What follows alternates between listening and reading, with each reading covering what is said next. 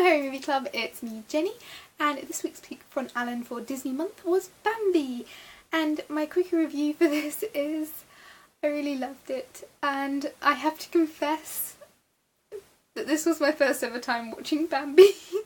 The reason why that is because when I was little I wasn't allowed to watch it because of a certain death, and it was one of only 2 Disneys that I wasn't allowed to watch. And then when I grew up, before I decided to go to uni, me, my sisters and a couple of friends decided to watch all of the Disney animated classics before going our separate ways. And Bambi, on that particular week, we rented the DVD from the library, and I don't know what happened. I don't know whether or not I had classes or had to work on the day they were watching it, but somehow it came, they watched it without me, and then it went back to the library and I didn't see it. So this was my first ever time watching Bambi, and to be honest, the plot of it wasn't particularly extraordinary for me, because living in the culture of just films and Disney and everything, you know the plot to Bambi. It's, you know, cute to begin with, a certain death, a romance, and then a fire, and that's the entire plot. But the magic and beauty of this film comes from the visuals, the characterizations and the music. The visuals in this are gorgeous, everything from seasonally accurate plant life and the way that they've created such a beautiful depth of field within all of the forest stuff, like the way that they've done everything, so it's very textured, it's very beautiful, like almost every shot of this could be a painting. And some of the effects are just stunning, like the water effects. The grass blowing in the breeze effect is just gorgeous. The first shot when they're going through the trees and they've got all of the depth of field, it's almost like a 3D effect, where they've clearly done a lot of very careful layering in terms of the painting. It's just extraordinarily well done and just beautiful. There's so much in this just stunning to look at in terms of just the backdrops. I think you could spend the entire time looking at the backdrops. As I said, they can be paintings in their own right, and they're all very accurate to natural life. Similarly, there's a perfect balance, in my opinion, in the animals, apart from one particular moment, between being cartoony, very human-like characters and being very, very accurate to real life animal behaviour.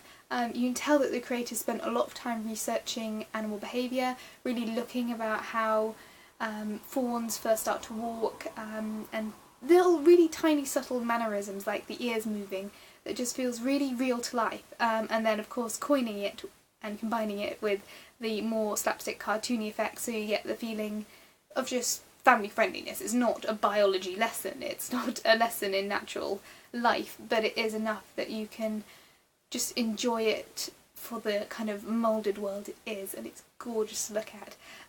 There is a couple of moments, particularly towards the romance section, which take it to a level slightly more towards the cartoony side, particularly Thumper's reaction to his love interest, or is it? No, it's Flower's reaction to his love interest, where he goes pink and stiff as a rod, and that one's awkward. But yeah, I really, really like that. Going on to the characterisation, the voice acting in this is gorgeous. It's the children-like section is so well done, because you really get a feeling for these characters learning, Bambi learning to speak. Thumper, the voice actor for him is just extraordinarily natural. He just feels like a normal child. He's very, very upbeat, he's very, very energetic. He's not a pristine voice actor, he is a child, and it's perfect.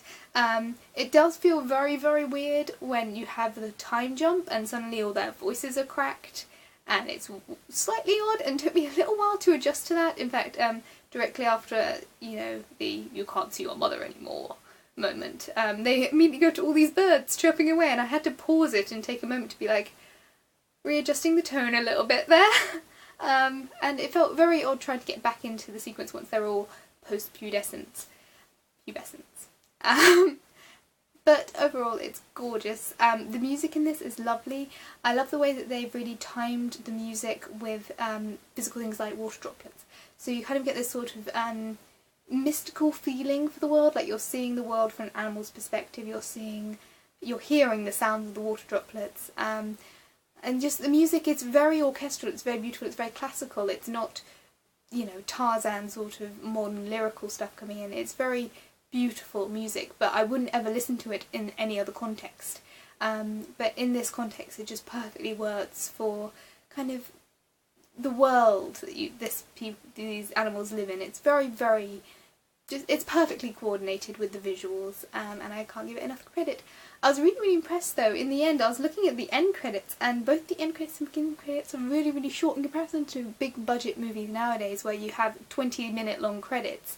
It was very concise, and I'm just so impressed by everyone who was involved, and they put in a lot of work, and it really, really paid off. It is a Disney classic. If you haven't seen it, see it. I didn't cry, but I got close to it, and that is watching it for the first time as an adult. So there we go. Thank you for making me watch this, and I will see you guys all very soon. Feel free to comment and do all the things you normally do. Bye guys.